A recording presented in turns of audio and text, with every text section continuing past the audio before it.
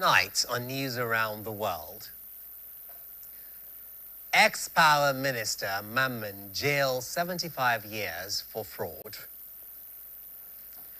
Governor Makinde says choice of preferred successor is beyond party affiliations. On the foreign scene, Israel drone strikes kill 8 in Lebanon.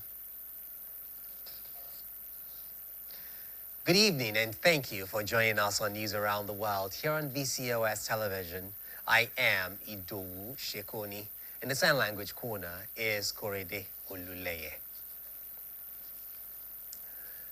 The Federal High Court in Abuja today convicted and sentenced former Minister of Power, Saleh Mamman, to a total of 75 years imprisonment in absentia over 33.8 billion naira money laundering offenses linked to the Zungeru and Mambila hydroelectric power projects. The trial judge, Justice James Omotosho, found Mamman guilty on all 12 counts filed by the Economic and Financial Crimes Commission, EFCC, bordering on conspiracy and money laundering, and ordered that the sentences shall run consecutively, bringing the total term to 75 years. Justice Omotosho held that Mamman's absence from court on the day of sentencing and on the previous adjourned date was a deliberate attempt to frustrate the administration of justice. He agreed with EFCC counsel Rotimi Oyedepo, SAN, that under the Administration of Criminal Justice Act 2015, the court had the power to proceed with sentencing in the absence of the defendant, adding that Mamman could not claim a miscarriage of justice. President Bola Tinubu remains committed to fast-tracking Nigeria's development through reforms and positioning the country as a leading destination for continental and global investment. The special advisor on media and public communications to the president, Mr. Sunday Dari, made this known today in a statement ahead of Tinubu's participation at the Africa CEO Forum 2026 in Kigali, Rwanda. The statement, titled "In Rwanda, Tinubu Pitches the Nigerian Business Case to the Rest of Africa," described Kigali as the stage for one of the administration's most significant investor engagements since assuming office. According to Dari, Tinubu's message to investors is straightforward. Nigeria remains one of the world's most profitable investment destinations, where properly scaled businesses can generate extraordinary returns beyond conventional market expectations. He said while most global investment model projects returns between 20 and 25%. Nigeria has consistently exceeded such projections because of its population size, the expanding demand, and rapidly evolving reform environment.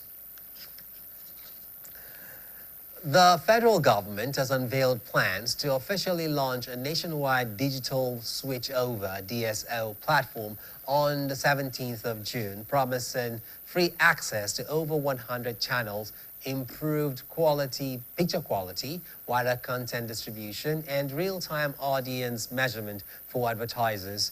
Minister of Information and National Orientation Muhammad Idris disclosed this today during a facility tour of NICOMSAT alongside the Director General of the National Broadcasting Commission, NBC, Dr. Charles Ebuebu, and other stakeholders. Idris said the long-awaited migration from analog to digital broadcasting had finally become a reality after years of failed attempts and delays, describing the project as a major breakthrough for Nigeria's broadcasting industry.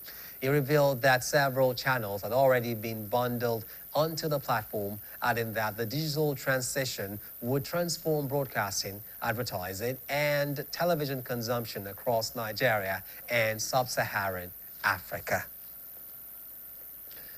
The federal government, under the Presidential Power Initiative, inaugurated a Siemens Energy Education and Development Training Facility in Abeokuta, with plans to train no fewer than 6,000 energy professionals to boost capacity in Nigeria's power sector.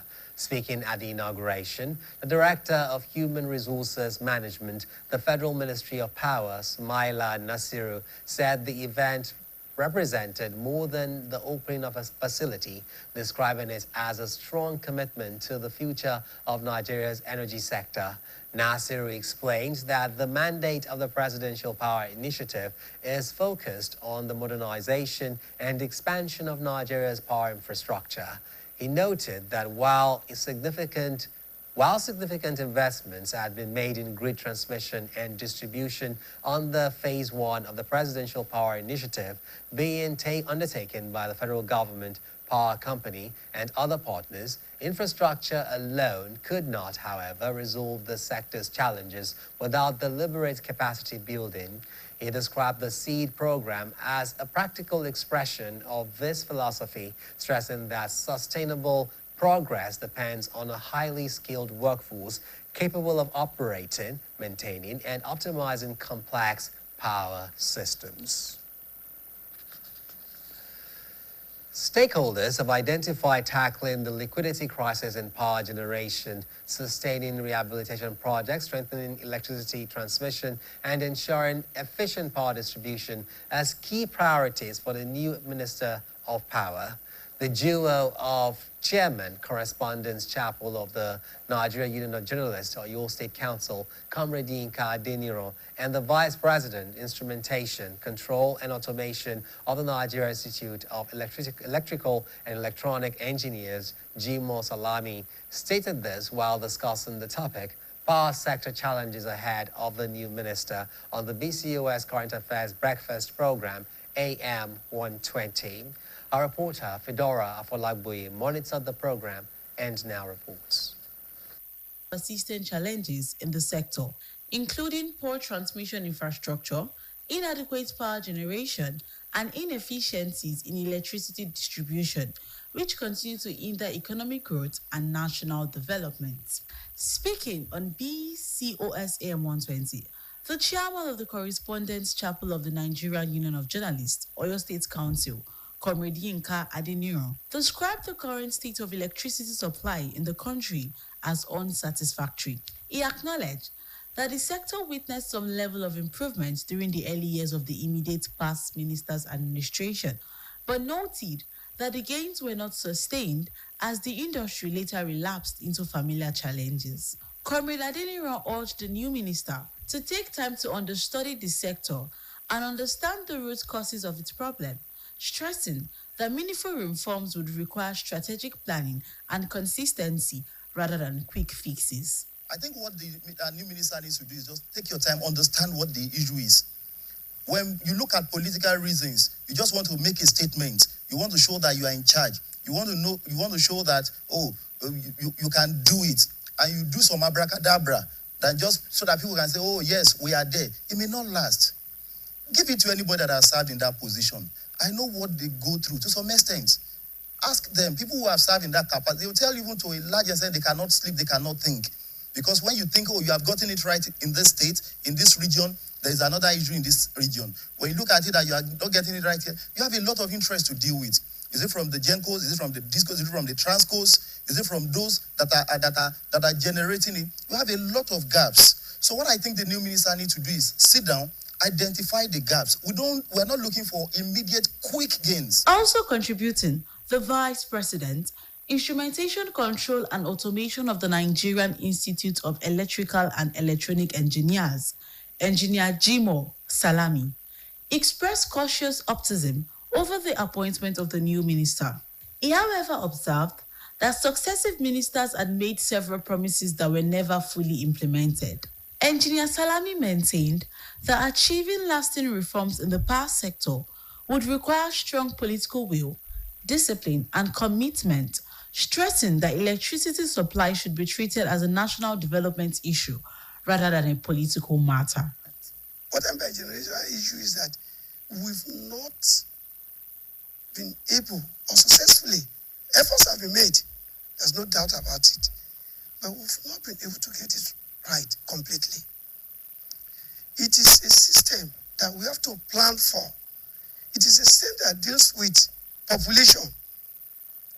It is a system that deals with forecast.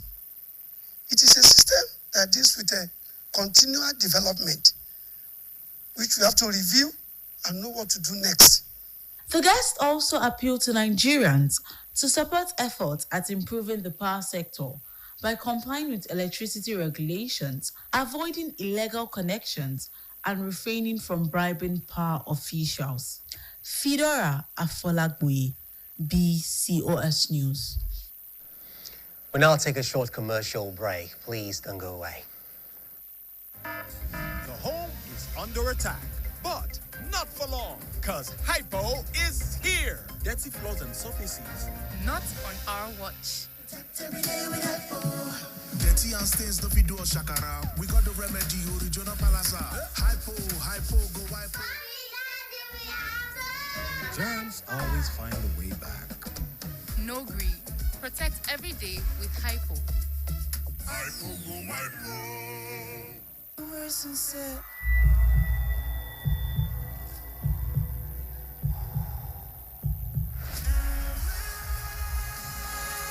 Stay confident, stay focused, breathe through it with TomTom.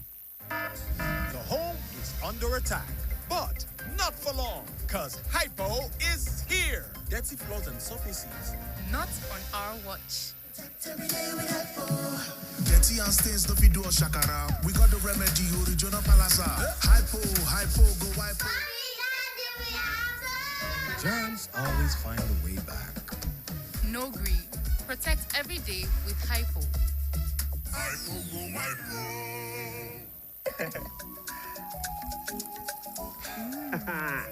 Oh, remember how mom used to wake up before everybody to make breakfast, iron our uniform? I've surprised that woman with something special. Treasure Mom this 2026 with a trip to Zanzibar in the 3 Crowns Mom of the Year competition. Write a note using each letter in your mom's name and upload with a photo of 5,000 Naira worth of 3 Crowns products on our website or at any of our collection centers. T's and C's apply. 3 Crowns Milk. Healthy moms, happy families.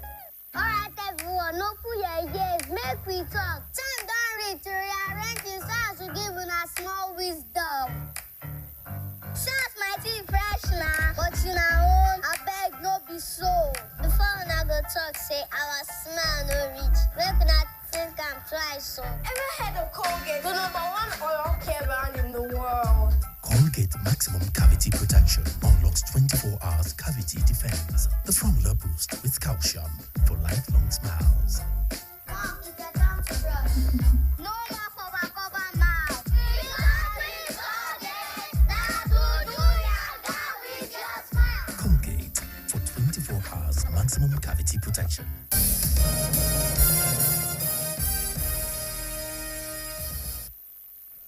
Many thanks for staying tuned. Now we come to Oyo State, where the state governor, Engineer Seyi Makinde, has stated that his administration is not guided by party affiliation in identifying a worthy successor, but rather by the capacity and competence needed to move the state forward. Governor Makinde made this known during the 2026 Oyo State International Tourism Summit 2026, where he stressed the importance of continuity, strong institutional frameworks, and long-term planning in achieving sustainable tourism development in the state. Details are presented by Governor's Office correspondent Olaliko Sulaiman. The Oyo State Governor, Engineer Seyi Makinde, hosted traditional custodians, tourists, and key stakeholders in the tourism sector at a renowned event hall in Ibadan during the 2026 Oyo International Tourism Summit. In his address, Governor Makinde noted that private sector investment can only thrive in an environment where policies and projects are protected beyond tenure of a single administration. According to him, many development initiatives in Nigeria fail because successive governments often abandon or dismantle projects started by their predecessors. Tebani continuity, which is what we are pushing for Oyo State. Then future administrations will not need to begin again. They will be able to build on what exists because the foundation has been properly laid. And this is what we mean when we say from groundwork to governance. We have moved beyond identifying opportunities. We're now building systems that will sustain them. The governor maintained that the state is not merely initiating projects, but institutionalizing framework that align agencies, guide decision-making, and ensure continuity. In his remarks, a former governor of Ekiti State, Dr. Kayode Fayemi, who lauded various developmental strides of Governor Seyi Makinde, also commended the Oyo State government's 25-year tourism master plan. He charged the state to strengthen concession arrangements and institutional framework that will protect tourism investments from political changes. Domestic tourism and international tourism cannot thrive if the sovereign, we are subnationals, the sovereign must also play its part. If there is no synergy between the sovereign and the subnationals, the effective partnership that we require for strengthening tourism is also going to be jeopardized. And we need to encourage the sovereign to play its part in order for the subnationals to unleash the opportunities that are inherent in the various states. Also speaking, the State Commissioner for Tourism and Culture, Dr. Wasiu Olatubosun, and Director General of Oyo State Investment and Public-Private Partnership Agency, Tilewa Folami, said that tourism foundation being laid in the state is designed to ensure consistency, coordination, disciplined execution, and long-term growth. They maintain that Oyo State has established institutional coordination, identified and prioritized by key tourism assets, with structuring development framework and demonstrated early execution through strategic consensus. Historically, tourism has often been approached as activity. Festivals and events are held from time to time. Occasional upgrade of sites by the private sector and isolated interventions by governments. But after tourism was identified and adopted as one of the core areas to drive socio-economic development in the state, we knew we had to do things differently.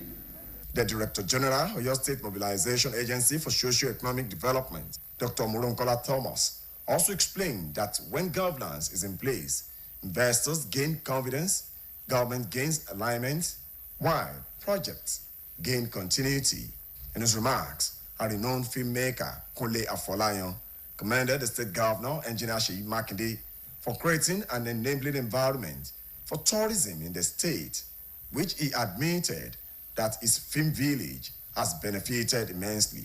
Earlier in our opening address, the Secretary Organizing Committee, Abigail Anaba, who noted that government alone cannot build a tourism economy, said its responsibility is to create clarity of direction, structure, and opportunity.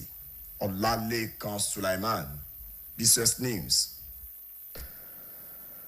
A former governor of Ekiti State and chieftain of the All Progressives Congress, APC, Dr. Kayode Fayemi, has commended the Oyo State Governor, Engineer Seyi Makinde, for what he described as visible infrastructural and development transformation across Oyo State. We built institutions, not just infrastructure, and no one who is dispassionate in infrastructure and general ambience,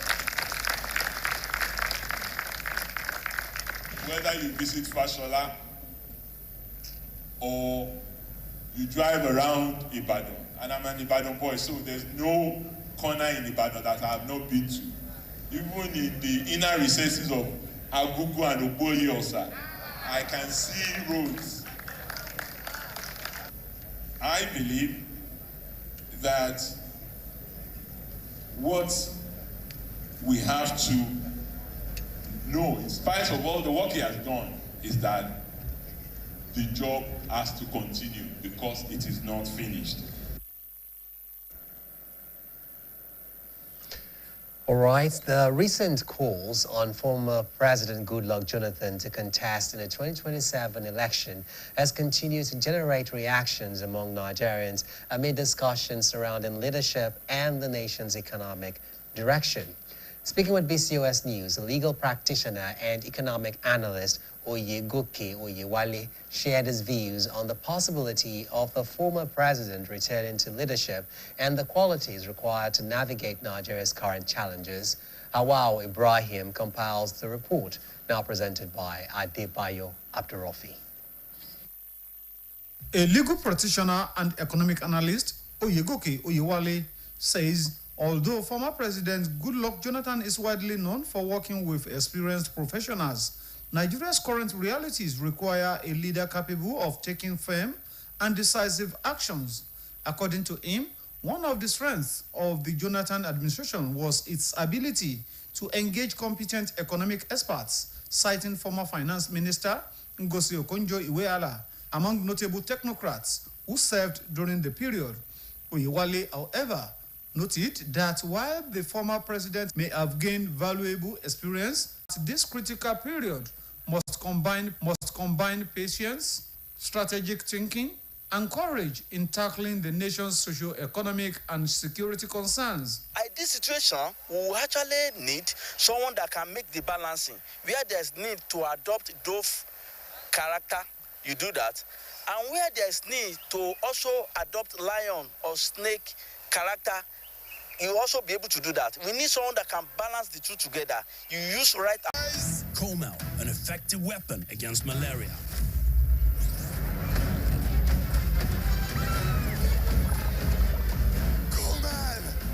Attacking the parasite army directly to give you express relief and get you back on your feet effectively. Comel on. Malaria gone. Wearing many hats takes a lot out of you. You always need all the nourishing goodness you can get. Especially if you're someone like me that is an actor. I can't do this anymore. Voila. I'm breaking up with you. Voila!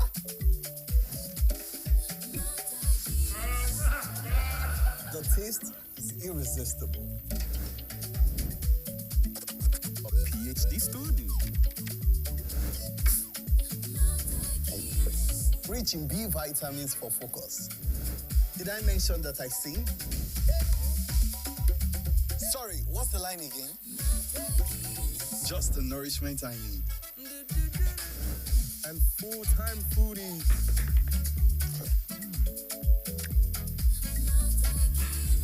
The ultimate meal companion. Yes, we all need it, because every side of you deserves to be nourished.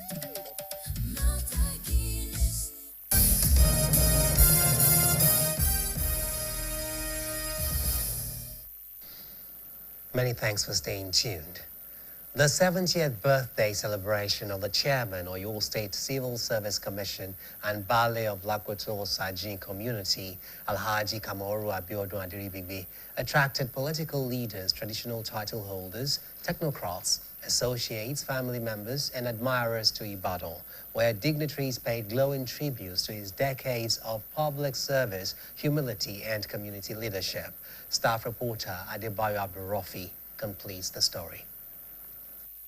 At the colorful event, the Oyo State Governor, Engineer Seyi Makinde, in a tribute presented by his personal assistant, Alhaji Hakeem Aziz, recalled that Alhaji Kamaru Aderibigbe taught him during his primary school days and helped shape his values and character through integrity, patience, and humility.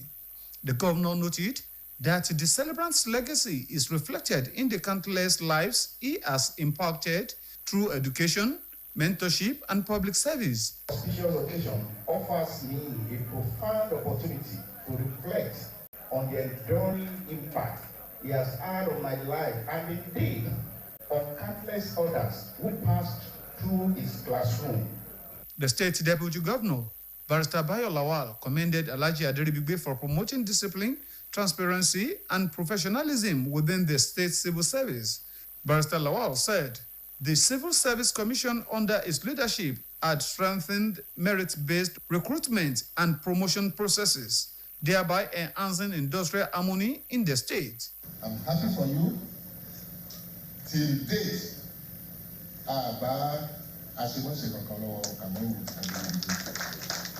so in a nutshell, Shaloni is a manifestation of good deeds. Similarly, The secretary to the state government, Professor Musiba Babatunde, and the Oyo State Head of Service, Mrs. Olubunmi Oni, described the celebrant as a dedicated administrator whose contributions to education, labor relations, and community development have earned him respect across the state. He always provides listening ear, no matter the situation you are discussing with him. He will give you that listening ear to understand the program. And he's well versed in the civil service rules, so you understand his onion.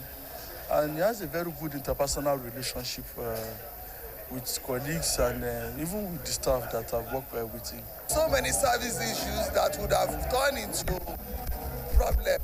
We will agree, we will discuss, we will agree. So he made my work very easy, and he's a very wonderful person to work with.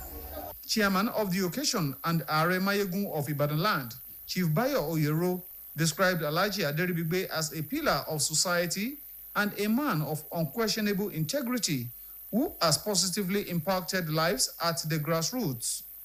Also speaking, the Balogun of Ibadan Land, Oba Tajuddin Ajibola, praised the celebrant's humility, loyalty, and compassion, describing him as a dependable ally and trustworthy friend. He's a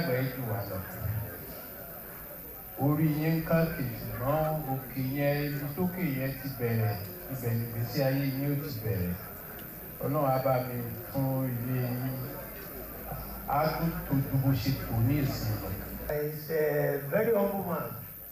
Oh, lawyer.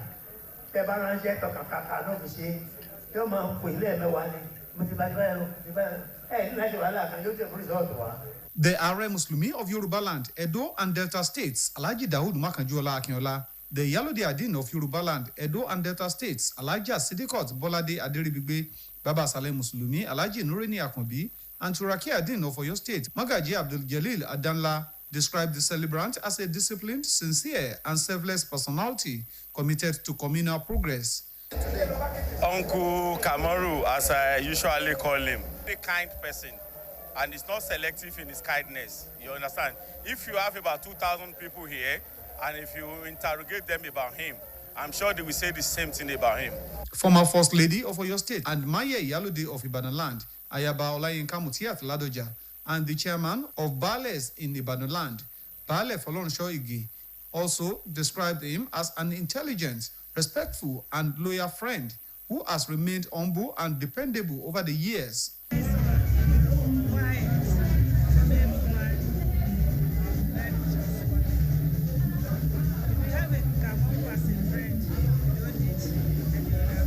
Bale Aderibigbe is a very nice person, very humble.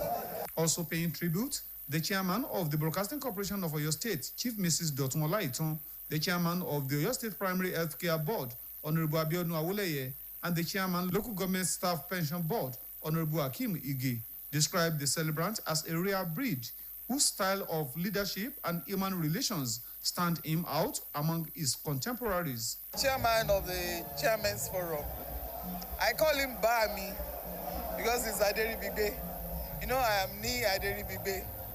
A fantastic human being, a pleasant person, a good leader, he's a good mentor, he's a formidable ally, trustworthy, and very straightforward. The celebrant's wife, Alhaja Kudirat Aderibigbe, described her husband as a lively, proactive, and determined personality whose family life is rooted in love, wisdom, tolerance, and mutual understanding. In appreciation, Alhaji Kamaru Aderibigbe thanked Governor Seyi Makinde for giving him the opportunity to contribute to the development of Oyo State through his appointment as the chairman, Oyo State Civil Service Commission.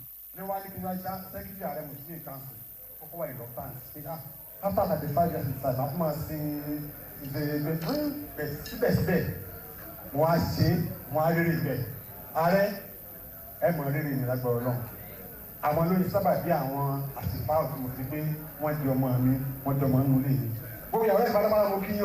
Earlier, an Islamic scholar and preacher, Dr. Dawood Amahu Alaga, in the lecture titled Destiny and Destiny Helpers, urged Nigerians to remain humble and committed to supporting others to attain greatness. He described the celebrant as a strong advocate of fairness, equity, and social justice, who has positively impacted lives through teaching, mentorship, and public service. The event featured prayers, goodwill messages, cutting of the birthday cake, entertainment, and reunions among family members, friends, associates, and former students. Among dignitaries present were the Deputy Chief of Staff to the Governor, Honorable Kazim Adeyemi Bibire, members of the Oyo State House of Assembly, commissioners, board chairmen, traditional rulers, community leaders, market executives, veteran labor leaders, and top civil servants. Adebayo Abdurafi, BCOS News. We have yet another commercial break. Please don't go away. Wearing many hats takes a lot out of you. You always need all the nourishing goodness you can get. Especially if you're someone like me that is an actor. I can't do this anymore. Voila. I'm breaking up with you. Voila!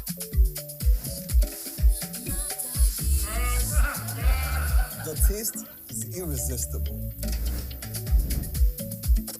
A PhD student. Rich in B vitamins for focus. Did I mention that I sing? Sorry, what's the line again?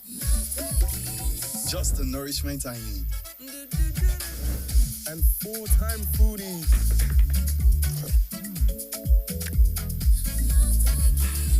The ultimate meal companion. Yes, we all need it, because every side of you deserves to be nourished. In today's fast-paced world, staying ahead demands peak performance from our bodies. Like never before, our bodies need an optimum supply of essential nutrients, and Supermalt supports our daily nutritional needs. Supermalt has 20 essential vitamins, minerals, and natural extracts for overall health and wellness. One Supermalt a day gives you energy and vitality, improves your mental performance, and supports your immunity. Alright, everyone, no put your ears, make we talk. Time don't reach to rearrange this house to give us small wisdom. Shots might be fresh now, but you know, I beg no be so. Before I go talk, say our smell no reach. Make not think I'm twice so. Ever heard of Colgate, the #1 oral care brand in the world? Colgate Maximum Cavity Protection unlocks 24 hours cavity defense. The formula boost with calcium for lifelong smiles. Mom, it's a time to brush. No more cover mouth. Because Colgate, that's who do ya, that with your smile. Colgate for 24 hours maximum cavity protection. The home is under attack, but not for long, because Hypo is here. Dirty floors and surfaces. Not on our watch. Dirty and stains no fit do us shakara. We got the remedy, original palasa. Hypo, go hypo. Germs always find a way back. No greed. Protect every day with Hypo. Hypo, go hypo.